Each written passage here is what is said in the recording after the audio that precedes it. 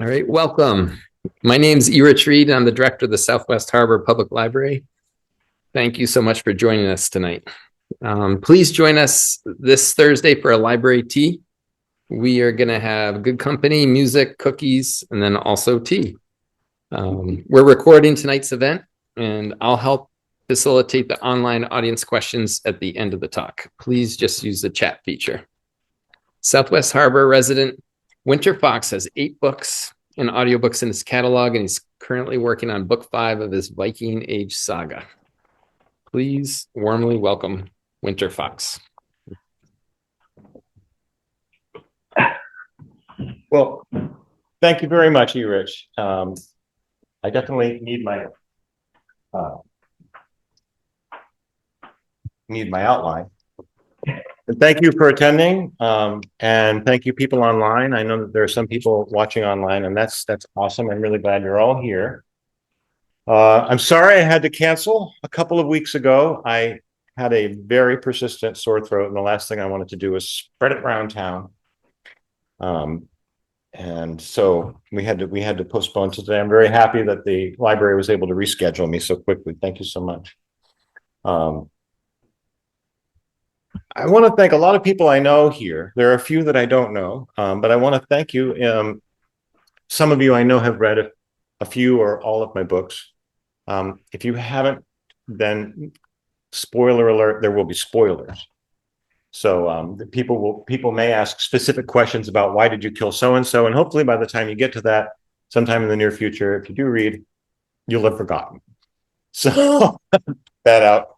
Also, if at any time during the next hour you have a question, I want you to go ahead and ask it, because you'll have that question because it's sort of pertinent to what we're talking about at the moment. And so, Erich, if somebody does type in a question online, it may have to do with what we're talking about at the moment, and please feel free to field that. There will be a Q&A session at the end, but feel free to pepper me with questions throughout. You know, I'm feeling rather naked up here, and the more input I get from you guys, the better. I said to my wife, Christine, I would much rather stand and deliver 2 hours of singing and playing the guitar than to be up here talking with you all about my writing, because that feels to me sort of very personal and almost mysterious, even to me. I mean, I kind of know how to do it, but I'm not sure how I do it. You know, there's the story percolates, and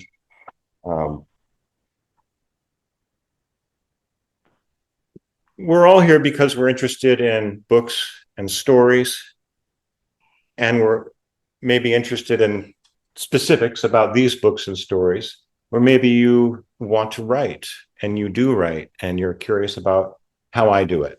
Well, thank you for coming either way.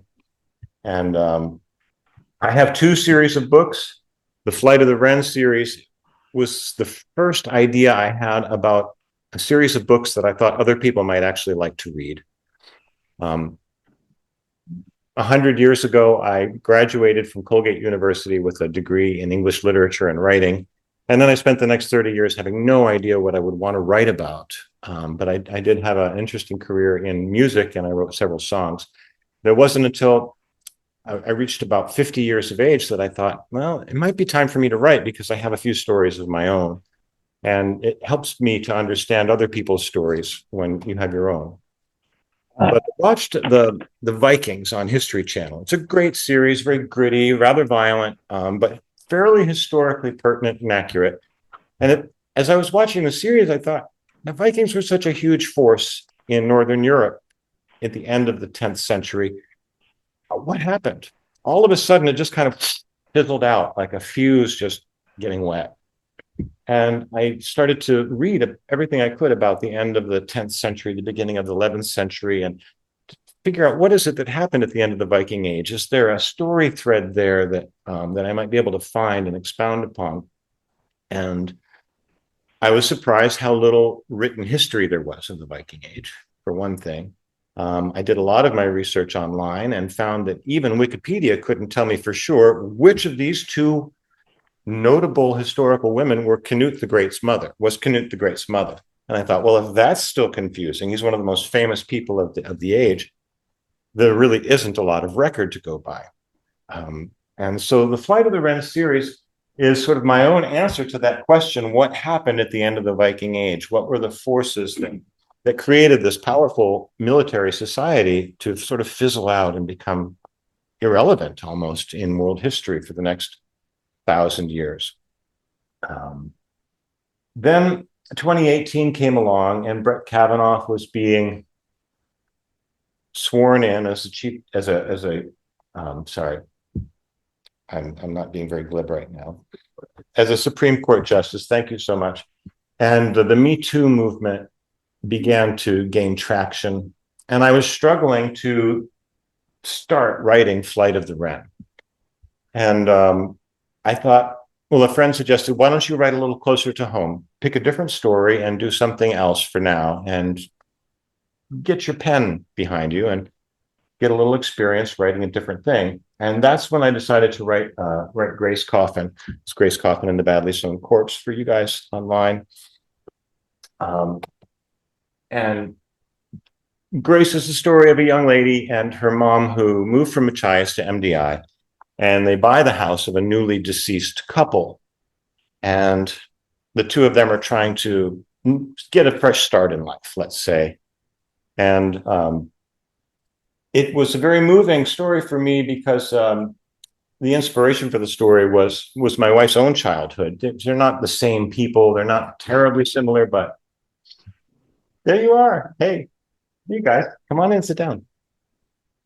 But writing about a story that was closer to home for me was definitely a lot easier to dig into that story.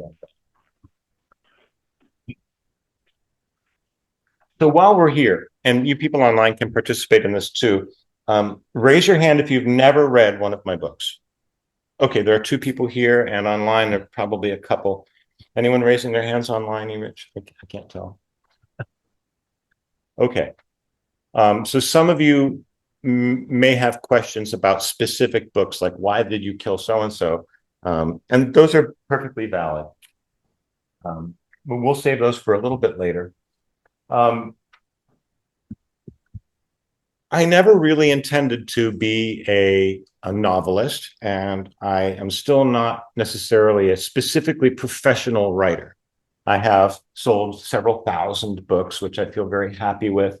If I could sell 50,000 books a year, it would be a significant additional income, but I haven't quite hit that place yet. So I will share with you that while I've been self-published for the last 8 years, I'm not very good at it. I'm in fact terrible at it. And I got so bad at it 3 or 4 years ago that I've pretty much almost given up selling my books, with the possible exception of my audiobooks, for which I do advertise in notable audiobook journals, Audiophile magazine, etc. But I'm thinking I'm going to get myself to a certain place. I'm going to have enough items on my shelf, and then I'm going to find myself an agent and a publisher who's got a complete catalog. And so that is where I'm at right now with my writing career. I have 8 novels and 8 audiobooks on my shelf. And I'm thinking, all right, now an agent will say, this person is serious. He's not going to stop writing. We can't stop him. We might as well, work with him professionally. And I'm hoping that will happen this year. I did find out from one agent who read my materials. He said, well, if you could sell 10,000 copies of each title every year, we could definitely find you a place with a publisher. And I've emailed this guy quite a few times, and I said, look, if I could sell 80,000 books a year, I wouldn't need an agent or a publisher. I would be able to I would be fine with that. So there's this funny catch-22 where, I need a business partner to help promote and advertise and sell my books so that I can focus on the creative process. But they're telling me that I really have to be really good at the publication and sales, or they won't be interested. So I feel like there's a bit of a catch-22 there, and it's I have relied almost exclusively on local sales so far. I can say that about half of my sales have been in Maine and in paperback books. And I'm really actually very pleased with that, because I can watch it happen. They're not anonymous people somewhere buying my books. And when I put, for instance, when I put Grace Coffin and the Burbank Blood Bank out at the Carroll drugstore downtown, the first week, 3 of them sold. I refilled the bin, 2 more sold, and I realized there are people in this town who are reading through the entire series. And this is why authors like to write series. First of all, we know the characters, and the readers know the characters, and they get to love them. So we're all sort of rolling along with this expansive story. But if by the time you get to book 4 of a series and you see that going off the shelf when it's released, I feel a certain sense of accomplishment. Like, oh, these people are following. They care about what happens to Grace and her friends by now, and that feels really good. And I also know that I could scale that up. That at some point, Penguin Books will take the series, and 50,000 people will read Grace Coffin and the Badly Sewn Corpse, and the next thing I know, they're looking for the Burbank Blood Bank. So I have high hopes, and I am going to keep on pounding the pavement with my portfolio to look for a publisher. Another interesting thing that happened last year, I'm very surprised, last March, I got contacted by Marquee Publishing on Long Island. And I thought, well, it's a publishing company. Why not? Let's pick it up and see what it is. Well, they're not interested in my books. But Marquee Publishing publishes one thing, publish Who's Who in America. And it's a sort of online and printed compendium of people who have made an impact in their business careers. And for some reason, they got me, and they wanted to nominate me and induct me into the Who's Who in America. And so that happened, and I'm still hopeful that I'm going to find a publisher who's also in Who's Who in America, and we'll be this little fraternity. Let's see.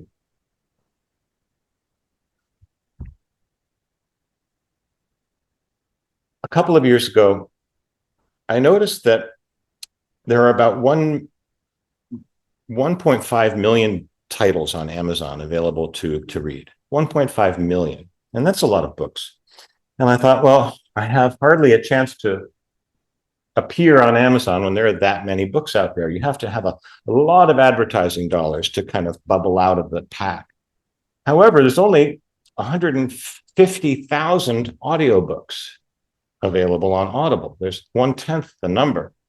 And I thought, well, why not? Why shouldn't I start recording audiobooks and have another thing on the shelf? And then I noticed that audiobooks are pretty expensive. I don't really consume audiobooks. I don't know who listens to audiobooks amongst this audience, but I thought, well, I've got a microphone, I've got a computer, and I've done narration and singing and other things. Why shouldn't I give this a try? So I started recording the Flight of the Wren books in audio, and I wanted to do Grace Coffin as well, but it took me a long time to find a voice actor that I could work with, that I could afford, and who was good enough, and who was local and available. And so finally, 3 or 4 years later, I have all 8 of my titles on audio. And I guess I'm pleased to say that that's been some of the only fairly profitable things that I've done with advertising so far. Like, my advertising dollars on Audible did in fact produce more income than I spent.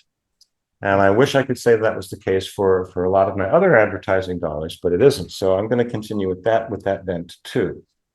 Are there any questions at this point? Yes.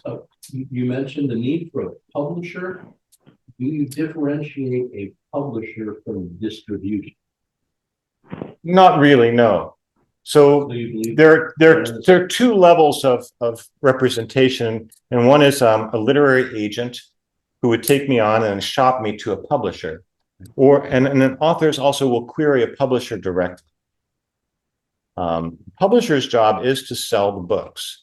And that would include distribution too, even on the digital platforms such as Kobo or Amazon or Barnes and Noble or iBooks. It may be that if I get a publisher, they'll say, well, we need to re-record these audiobooks with professional actors. They might, whatever you want to do. But it's their job to make the investment in advertising for the book and distributing that. So yeah. I don't know exactly how publishers do distribution deals. but most of them are in every bookstore around. And you say you're self-published. What platform do you publish on? And do Okay. you rely upon same platform for the distribution of that? Yes, I am exclusive to Amazon right now, because when my books are exclusive to Amazon, I get a much higher, 3 times the royalty than when I've gone broad. And if I was selling on iBooks and other online platforms, it's something like 15 or 18%. And if I sell direct exclusive to Amazon, it's 60 or 70% royalty. So it's a significant difference. They really want you to be exclusive to them. Early on, I took a class called Self-Publishing Formula 101 by Mark Dawson. A good friend of mine suggested the class, and I took the class. And he said, you want to stick to Amazon until you've sold 50,000 books. And then you can go broad, because you're going to hit a whole new layer of readers that you wouldn't have hit otherwise. I really haven't cracked Amazon yet. And honestly, I need to try harder. I will say mea culpa. I've poked at it and poked at it, and I haven't had the results that I want. When there's only so many, chunks of $1,000 chunks I want to put into advertising where I'm not making my money back. So I do use Amazon to print my paperback books. They ship them to me, and I distribute them locally and throughout. I'm in some local stores here, including Carol's Drugs, and I'm in all the Sherman's bookstores in Maine. And they're a pretty good platform. I will say that Carol Drug has sold more books than 5 Sherman's stores, pretty much every year for the last 3 years. They give me a great shelf, Are they placed there on consignment, or do they buy the books? Now they buy the books for me when I deliver them. Everybody does it a little bit differently. I want to say that Sherman's is on consignment, and I just, every once in a while, they say, please bring me X number of copies of books, and I take them to the Bar Harbor store, and then some courier of theirs drives them all around Maine with all the other books that they get. And that's what I've got right now. The audiobooks are handled by Audible, which is owned by Amazon now. But they also do a great job of giving me a platform. I have for free, I have an author page on Amazon where if you read one of my books and you like it, any of you guys ever followed an author on Amazon? You read a book and you like it and you follow the author, and every time a new book comes out, you get an email or notification. And that's a very handy service. As little as I like to contribute to a multi-billionaire's coffers, Jeff Bezos, the owner of Amazon, has done a remarkable service to relatively unknown authors. As Mark Dawson in the course said, there's never been a better time to be an author. You can write at home. You can send your books up. You don't have to leave your basement, really. So it is a remarkable, technological advances have been remarkable for small authors and very hard on bookstores. Kudos to Sherman's for being open after this sort of digital revolution of the publishing. It's amazing. I know, Everett can tell you that libraries have also had to adapt. You've got ebooks, you've got audiobooks, you swap digital information with other libraries to keep all these titles available to people. Everett, what do you think? Do you loan as many ebooks as you do physical copies or more? We don't do the same amount. I'll take a look. I can give you the number in a moment. But I do think that for adult authors, adult audience, that has definitely been growing. And I think with more the children's and youth, we have not seen as much. The print readership is holding steady, with historic highs. Okay. And then adult readers, we have a lot of online, especially listening. The audio is a huge percentage. Okay. Probably 75% of our online content is listened to versus read. Interesting. Okay. I know that I read an article about ebooks versus print books, and the researchers discovered that people who read a print book have up to 25% greater recollection of the story than ebooks, than the digital readers. I don't know how that relates. Tactile. He's got Yeah. that tactile feel, which increases. He has the senses in his paws, which make him remember things. Yeah. We have it too. Yeah. I don't know where that stands with audiobooks, whether listeners to audiobooks have the same recollection as people who have read the paperback. But that would be an interesting thing to find out. You publish paperback and hardcover and Kindle, or just paperback? Just paperback and Kindle. Now, Amazon has come out with the possibility to produce hardcover books. I would have to get a new cover design for each book in order to do that. I would say, since I'm writing digitally at home, that the book covers is one of the largest expenses for an author. I would spend about $700 to $800 for the cover and for the paperback cover, which includes the back, and then for an audiobook and for an ebook cover in the same vein. So that's for each title. And if I come up, it's one title a year, it's manageable. But if all of a sudden I had to come up with 8 covers so I could print hardcover books, I just don't have the sales to warrant that expense. It would be like $5,000 or something. I just don't think that I would want to go through that. Not for the sales numbers that I have now. And that's the sort of thing that a publisher would do when they're gonna try and move 500,000 books a year. If I was selling 50,000 books a year, I would certainly put out hardcover titles. But it is the cover design which is going to be an obstacle right now. I don't think the readers want to read. I mean, Grace Coffin is it's a fun story, and it's a little bit serious, but it's light reading for the most part. And I don't think most readers want to cough up about $30 for a hardcover book. They can get the paperback for half that. All right. Any other questions? Spent like poking around on just like the listing page, because like to build out the actual like shopping center page, that's really helpful. Like if you add little tags, or the title was more descriptive, or like how many images are on the shopping page. Okay, when you go to the page for one of my books, you see the cover for the book, and then you are able to see the hey Emily, you're able to see the reviews, customer reviews of the item, just like anything that you buy on Amazon. Audrey, Sophie, good to see you guys. Hey, Bruin. Hi, Emily. Thank you for coming. So it's almost like any other product, but most products that you buy on Amazon, even something really simple like a router, you'll have like dozens of images. So you can see it from the back, you can see it from the front, you can, see the instruction manual. Most books only have the one cover shot, and then you have an option to listen to the sample audio from an audiobook, or you can read the first 10 pages of the book when you buy a book. So that gives you a fair amount of information, usually within 10 pages. And 10 pages is sort of one of my next outline items. Usually within the first 10 pages, you will know whether this book is for you or not. In case you haven't bought the book by its cover,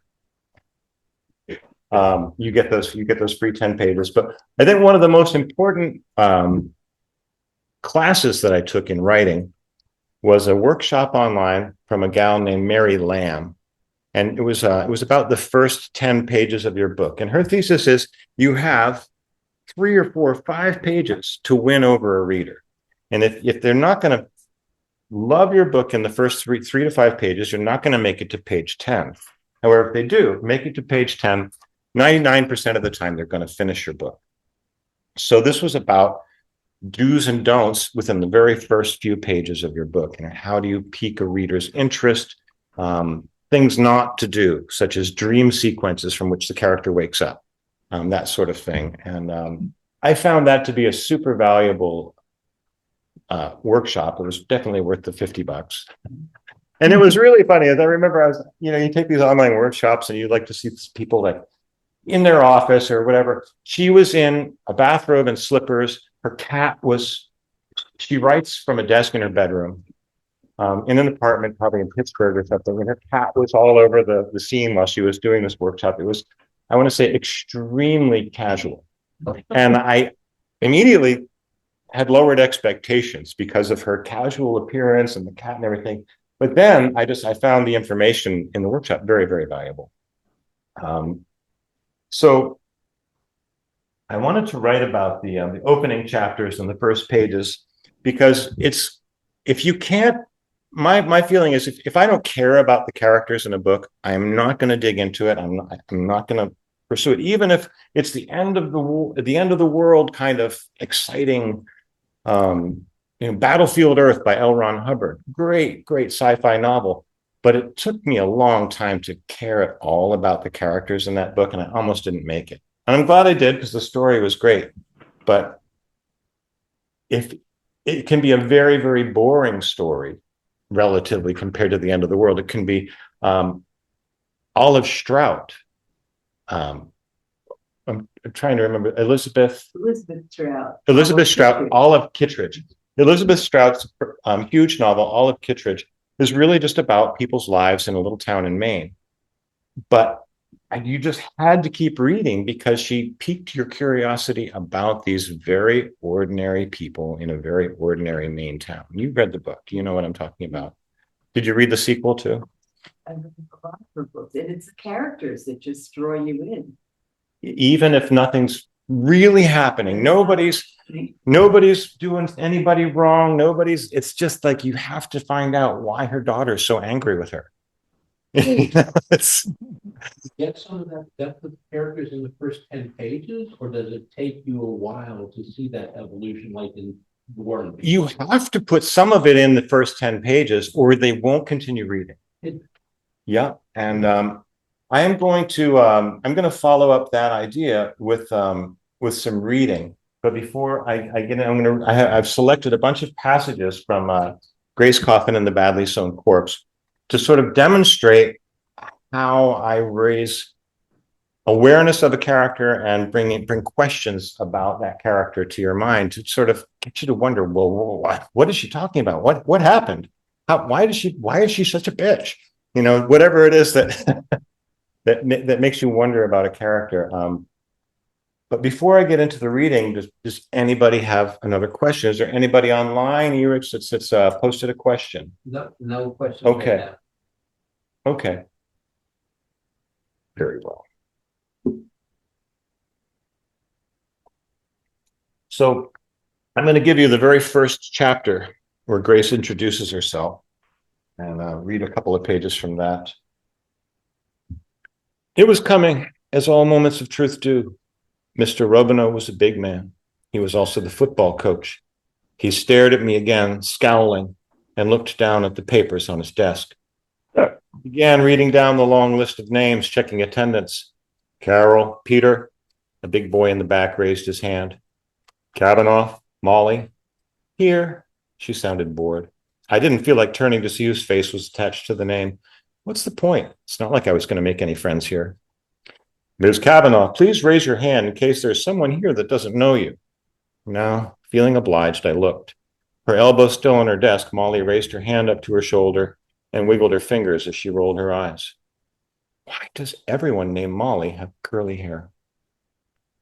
Cobble, Charles. Call me Chummy, said the voice behind me. He said it like it was normal to want to be called Chummy.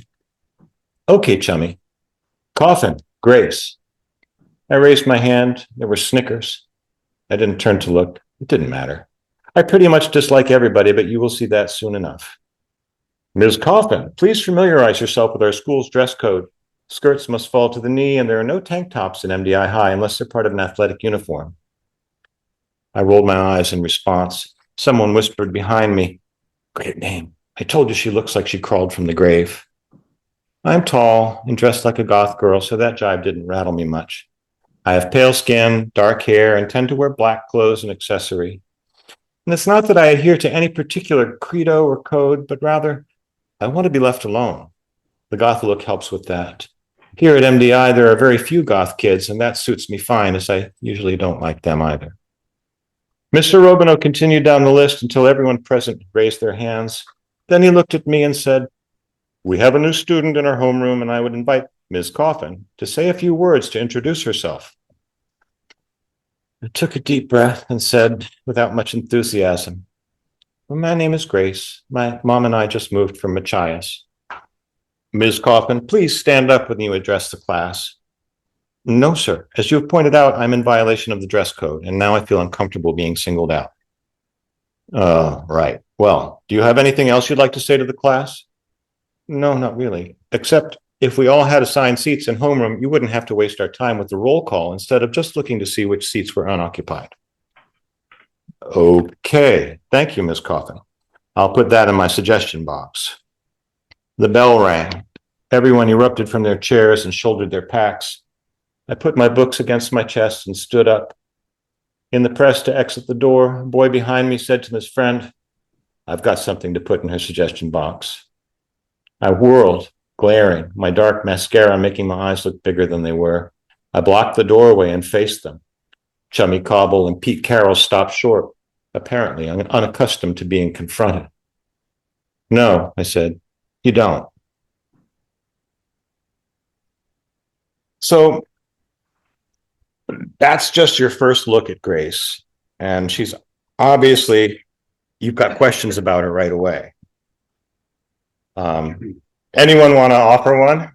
What? Sophie, have you read this? I don't know if you have or not. Is it this character you said was partially inspired by your wife? Yes, but she's not like my wife. She's just a girl in high school who's trying to fit in. What of your wife do we see in this character? Real life is what we base our writing on often. I'm curious how you got through that journey. Well, I want to say that the story arc, sort of the history up to this point, before the story, there are similarities, but Grace isn't my wife. Grace is a girl that I knew in high school.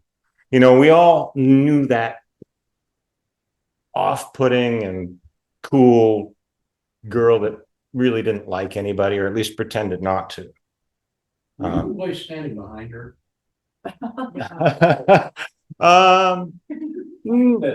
don't know. I was in my own little world in high school. It didn't really have much to do with what my surroundings were. I can say I read about 2 novels a week when I was in high school, and I was definitely in my own headspace. I was sort of barely aware of my surroundings most of the time, and I wasn't smoking pot in high school. I just was involved with my fantasy novel reading that.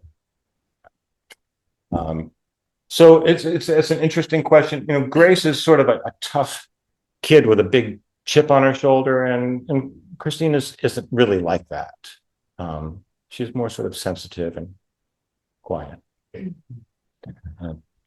Emily. How Grace is effortlessly cool in the way where she doesn't seem to be trying. And in high school, you really do want to feel the same. Most kids want to feel the same. Yeah. Most, not, but it's intriguing that you want to know, you really want to know what's going on. You'll find out very, very soon in the book that she's coming into MDI High new, and she's a senior. She also clearly doesn't expect to make many friends. So that, I think, gives her a sense of separation from everybody else. She's not part of this group, a social group here. And she almost instinctively wants to distance herself from any social group here so that she doesn't have to get involved. She's very guarded, and you wonder why she's so. That's Okay, next scene. She's at her locker. There was a boy watching from 3 lockers away. I had seen him before, one of the only black kids in school, though he was more coffee and cream colored than black. He said, "The janitor will disable your door lock if you get a padlock." He closed his own padlock and put his fat, jangling key ring in his pocket. Why does a kid need so many keys? People were always meddling in my business. At least he was trying to be helpful.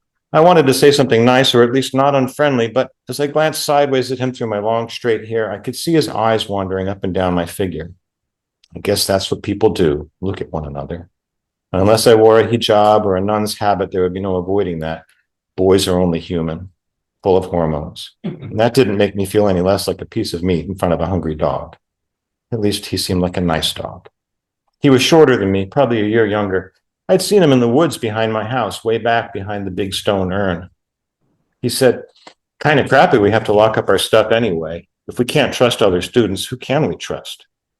I stood up with my books and said, no one, apparently. I walked past him down the hall to Algebra 2. I thought he was just following me down the hall, but he tailed me right into the classroom where, to my horror, the only available seats were right next to each other in the front of the room. The teacher, Miss Fellensack, had her back to the class, scribbling what looked like Greek on the blackboard. The boy turned to me again. We're neighbors. I looked at him blankly. It's a small town on an island. Everybody's neighbors. I'm Oliver. I'm cold, mean, and hardly worth the effort. Got it, he said. To his credit, he didn't look at me again for the duration of class. I'm going to skip ahead a little bit. Is that Mary or Grace? That's Grace. Grace. At lunch, I sat by myself and kept my head down, hoping to be left alone. I was minding my own business when a tall, black-clad boy and his skinny little black-clad girlfriend came to sit by me. They had the drawn look and pale skin of goth youths like me. They looked at me hopefully. Hey, you're new, said the boy. Nice bracelet, said the skinny girl. She was looking at my wrist where I wore a shiny chrome and black bangle with a little cross dangling from it. She asked, are you Catholic? I looked up from my beige plate of turkey, mash, and gravy. No, I'm just hoping to be molested by a fat old priest, and this is the bait. She looked shocked, but he laughed. They sat. Look, I said, I don't dress like this because I want weird misfit friends. I dress like this because I want to be left alone. Okay, said the girl, getting back up. She picked up her tray and stood there waiting for the tall boy. At least he wasn't wearing black eyeliner. That is a very unfortunate look for boys. He was slower to get up, but he did, obviously trying to think of something to say. Unsuccessful, he followed the girl to another table. I wanted to feel bad for being so off-putting, but I had enough problems in my life. I didn't need anyone else's. I have a secret power, you see. When I meet people, I know exactly how they will disappoint me. That puts a certain strain on my friendships. For example, the skinny girl needs someone to talk with.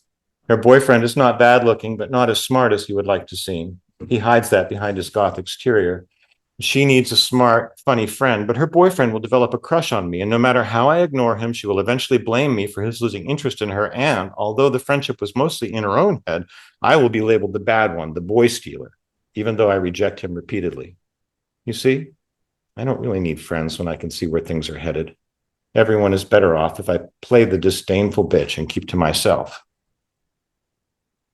After lunch, no one talked to me until I got on the bus to go home. MDI High was right in the middle of the island, and my mom had dropped me off this morning on her way to Bar Harbor. There was one bus going to Southwest. By the time I figured out which one it was, there was only one seat left next to Oliver. Maybe being the only black kid in school is almost as lonely as being unfriendly. I sat down and we were both quiet while the bus passed the head of Somes Sound and stopped at the light by the one stop. Then Oliver stifled a laugh. What? I said. He didn't look at me. I was just thinking about asking you whether you'd made any new friends today. I laughed, even though I didn't want to. Do you live in the units next door? I really shouldn't tell you that. Why? Because I don't know your name, Miss Cold, Mean, and Hardly Worth the Effort.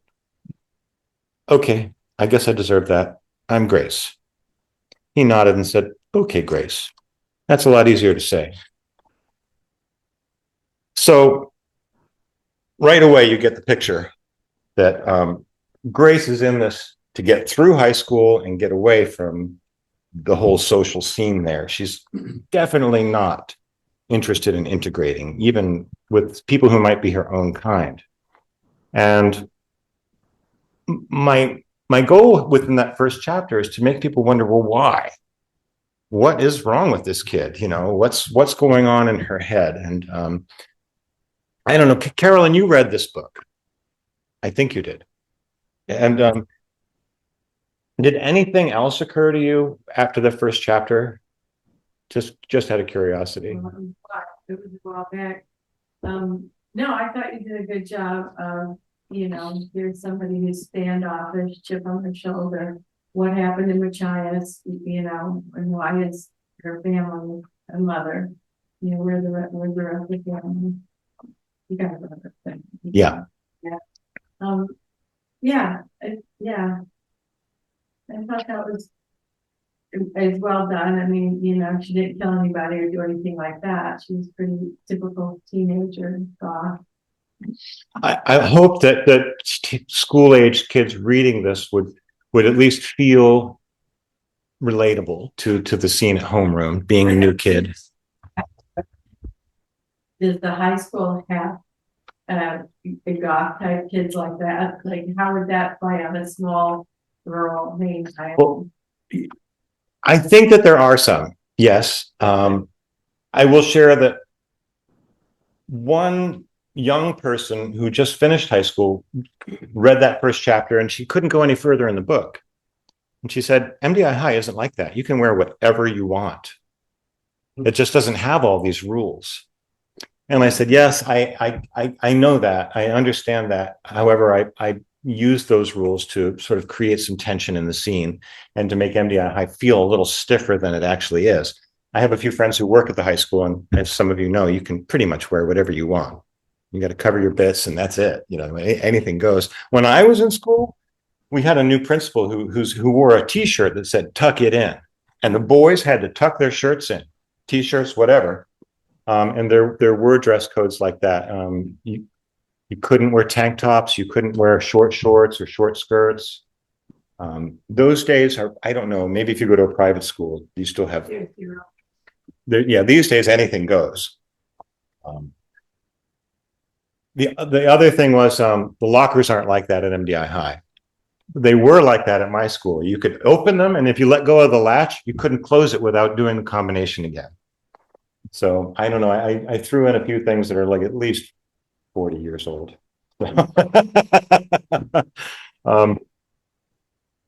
Let's see. Yeah. I think the dress code is more like an unspoken rule now. Like, it's not like a real rule that has to happen, but if you kind of like, it's not like you're judged, but I feel like even I question every morning, like when I'm going to school, because I feel like, again, like the unspoken kind of thing. It's not like you're gonna, like, everyone's gonna judge you about it, but you feel like that's gonna happen. Yeah. And like with like the friends and stuff, like I feel like that was pretty accurate. Do you kind of dress like you hope your friends would appreciate you dressing to some degree, or? Yes. Like, I mean, I don't like wear the exact same things, but I wouldn't. I would go out of my way to wear something. I think about going to school every day. One time I gave a flute making talk to the art class at Pematic School, and I'm going to say the year was like 2004 or something. My kid was like a second grader at Pematic, and I'm doing this class for sixth and seventh graders at Pematic, and I was absolutely shocked and dismayed at some of the costumes that the kids were wearing. I was like, muffin tops everywhere, and I'm like, what? These kids are like 12. It just didn't. It felt really weird to me, but I think these things do shift. 5 to 10 years later, you don't see that anymore. The whole, thank goodness, the whole belt thing, the boys not wearing belts and having their pants down to here. I think that's over. I don't need to see anybody's boxers or worse. No, it's almost over. Every once in a while, you still see it, but that was a long time. Took too long for that virus to get out of our system.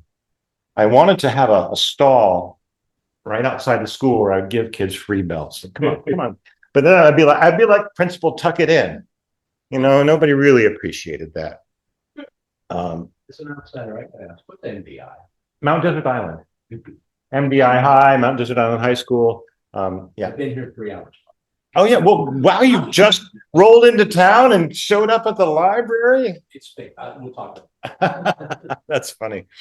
But it's true. I have no idea where we're at for time. Just a little bit more time. At about 6:30, 6:25, 6:30, I will, I have all my books here. If anybody wants to get one, I will autograph books. If you brought a book that you want autographed, that's fine too. You asked, you wonder why it's just Grace and her mom. Well, it isn't. And I think this next selection, let's see. On my way home up the driveway, I checked the rural route box with Scott's name on it, Scott and Mom's name. I had declined the invitation to change my name along with my mom when she got married. Maybe it's mean, but I didn't think that Scott was good enough reason to do that. Who knows, but in a few years, I could be lucky enough to marry and then have to change it all over again. Anyway, I didn't see the point, especially when I hoped their union wouldn't last. Inside the mailbox was a typical stack of bills and advertisements, along with a registered letter from a law firm in Machias. It was addressed to Scott. On the envelope, a red stamped message shouted, "Open immediately, you are being subpoenaed." I didn't know what I was thinking. I had to know what this was about. I tore open the envelope and found a whole bunch of legal documents inside with the lawyer's letterhead. Every page was notarized. After glancing at the top of each document, I understood that Scott was being called into the Machias District Court to be named as the defendant in a wrongful death lawsuit. The claimants were a family of the boy who killed himself, the one who was Scott's patient. I realized that I just made a huge mistake, probably broken federal law by opening Scott's mail. He was being called to Machias on Friday, and there was no way I could hide the fact that the envelope had been tampered with. I had torn it open and it would never look closed again. So this is really the first mystery that appears in the book. She understands that her stepfather is getting sued by someone, and you would know by now if we read the whole book that he is a psychologist, and he was a child psychologist in Machias. In the next scene, let's see. There it is.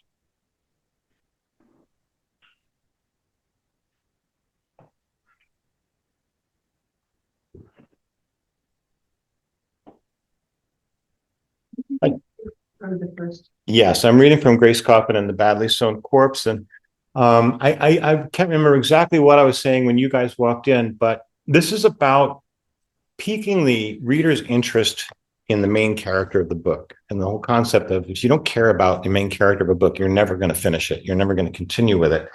And these are I'm sort of demonstrating through these passages the questions that shape your interest in the character. And I'm trying to describe that through these readings. Grace is smoking pot in her treehouse. And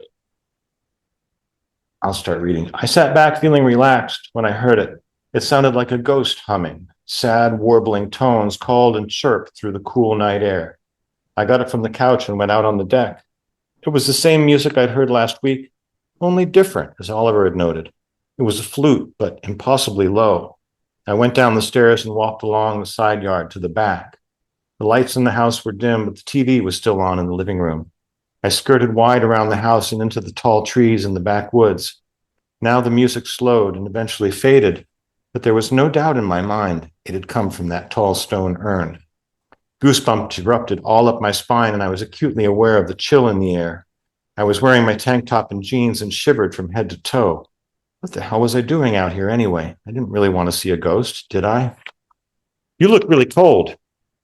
The voice made me jump off the ground as I yelped in surprise. Jesus, Oliver, you scared the crap out of me. He was standing right in front of me next to a big spruce tree. Sorry, do you want to borrow my jacket? It was dark, but I could tell he was staring at my chest. Oh, I did look cold. He was already taking the jacket off and he handed it to me. Okay, thanks. I put it on. It was warm and it smelled like him in a nice way. Do you think it's him? Yes.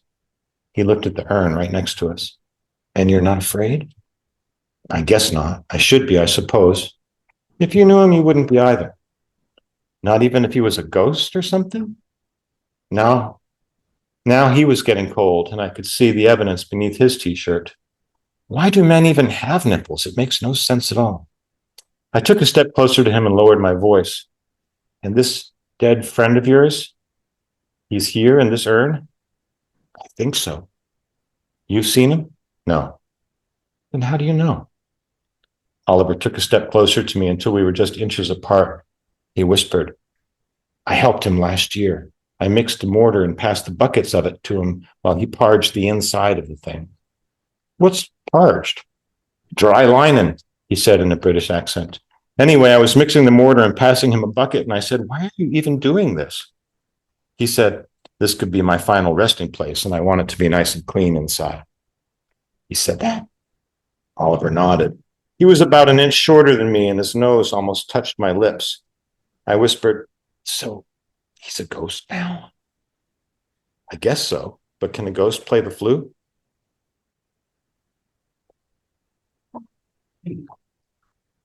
So in Grace's backyard is a big, tall stone urn, and the former owner of the house was a mason who built the urn.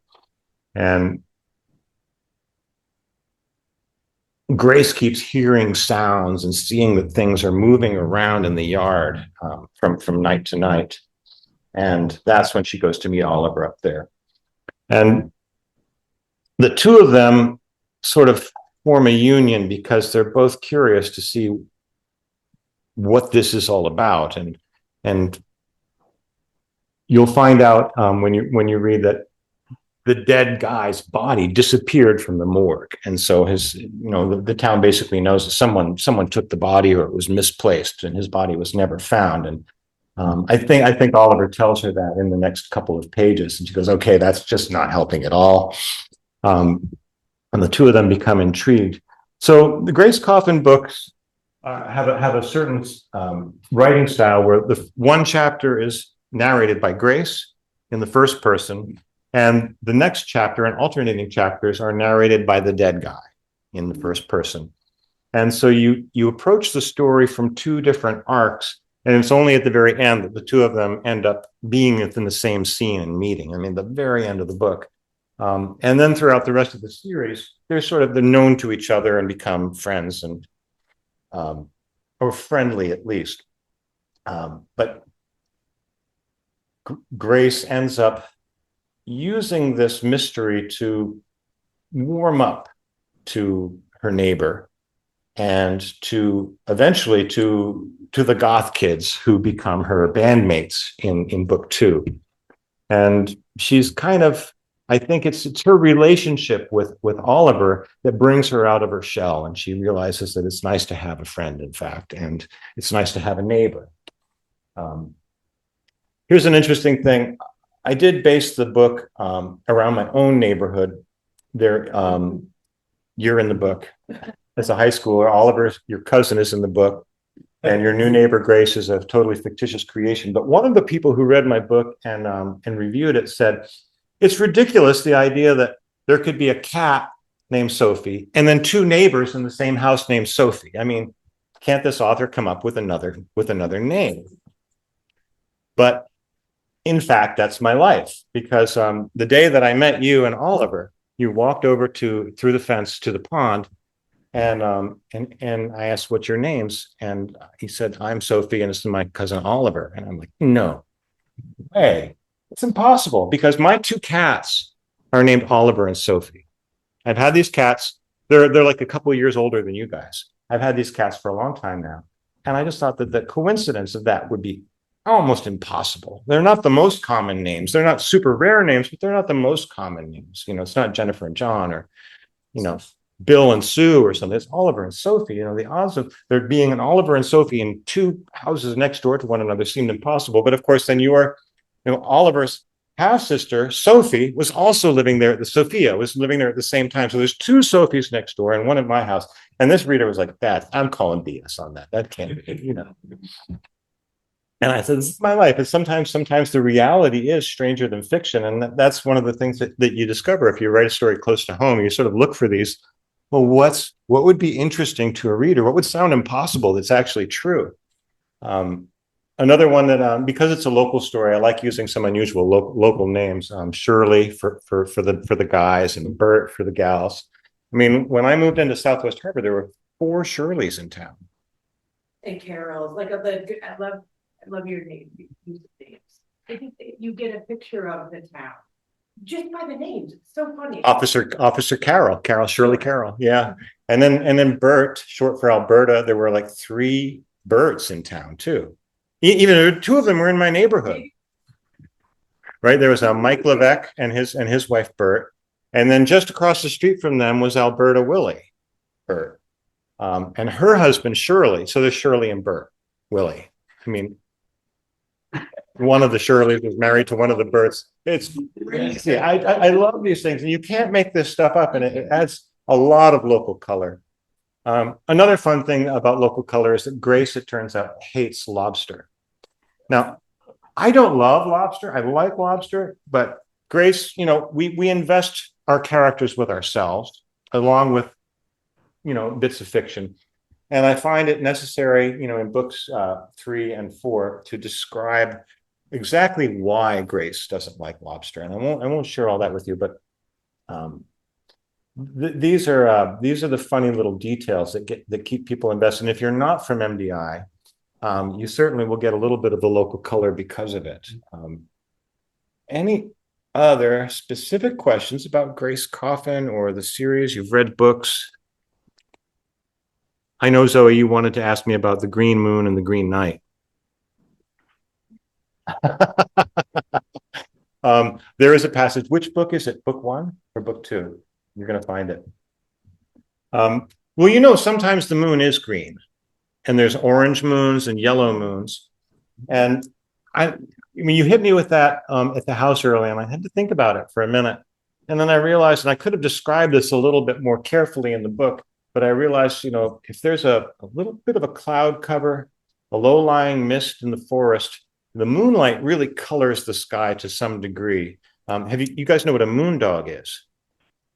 No. Okay, have you ever looked up at the moon and there's just a little bit of cloud in the sky? So you see this big ring around the moon, a sort of ring of light. That's the moondog. And it happens under certain conditions when there's just the right amount of cloud or mist in the sky. And I'm sort of imagining the green moon offering us a big green ring around it and green tinges on the clouds in the sky. Have you found it yet, Sam? You're thinking about it? I want you to hit me. I know.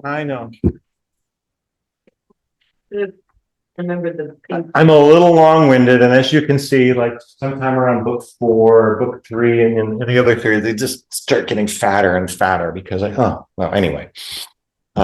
I will share that, Lenny, I know you're waiting for book 5 of Flight of the Wren. God bless you also, Zoe. Yeah, a few of you are. And I have been seduced by another story, and I am currently working on a novelette about Sally Somers, the Witch of Southwest Harbor, who was in fact a historic figure who lived in Southwest Harbor. This story I was alerted as to this story by Charlotte Gill of Charlotte's Legendary Lobster Pound. And apparently Sally Somers was born around 1803 and died in 1833, right here in Southwest Harbor on Fernal Point. And everyone knows her historically as the Witch of Southwest Harbor. Yeah. Now, Charlotte tells me that when she and her friend were in grade school in Bar Harbor, they had to do a book report on a historical figure. So they picked the Witch of Southwest Harbor, thinking this was going to be really cool. And she swears she found a document that described her execution. Now, I have looked and looked and looked for this document. I can't find anything about it. But she does die rather abruptly at age 30. And she doesn't have any descendants, and everybody's rather mum about it. So I can't find anything to disprove it, but there doesn't seem to be any corroborating evidence of it. So I've decided just to write it as a fiction and go with it because it's a great story. But the things, if you do look up Sally Somers, you will see in what's that book, The Town Annals from 1833 or something, that they mention her and her witchy ways. her cap with the human eyes, and the fact that she pitched a dog off of Dog Mountain. And she, has been in this area. So related to the original Chauncey Soames of Soames Sound, but her name is Somers. And as it mentions in the town annals, her father was black, they use the word mulatto, which is no longer, he was a mixed race man from Boston by the name of, I believe it's James Somers. And his wife was white skin. And they came up here during the period of time in the early 1800s when the state of Massachusetts was giving any settlers 40 acres of Maine because they had hoped to settle the wilderness of Maine. And they came up to live on Mount Desert Island and settled on Fernald Point, which, now down on the field at Fernald Point beneath Flying Mountain, there's some very fine summer cottages, the homes of the wealthy who can live by the sea. But at that time, it was a wilderness. Nobody wanted to live that far from town. And yeah, sometime in that time, it was late 1700s, early 1800s. I was just saying to Charlotte was telling me that you have all these maps on digital archives in the library, and I really need to find the map of what town looked like at the turn of the 19th century, so that I can just describe it a little bit more easily. But it's fun to find the names of the people who were living there. Anyway, I digress, but I'm really excited about this news story. But it is a novelette, Lenny, so I'm going to finish it early this year and then keep working on The Pikebone Harp, Plight of the Wrens, book 5. I feel a lot of pressure for that because I want to finish the series in 5 books. And I have a lot of loose threads to tie up. So I need to sort of take my time and let that come together. I do want to just sort of wrap this up with any final questions. Is there anybody online? Okay. And then thank you all so much for coming. Rich, thank you so much for lending me the space. And thank you so much, everybody, for your interest. It's great to see everybody. And the 2 people whom I don't know here, please come up and introduce yourselves and say hello.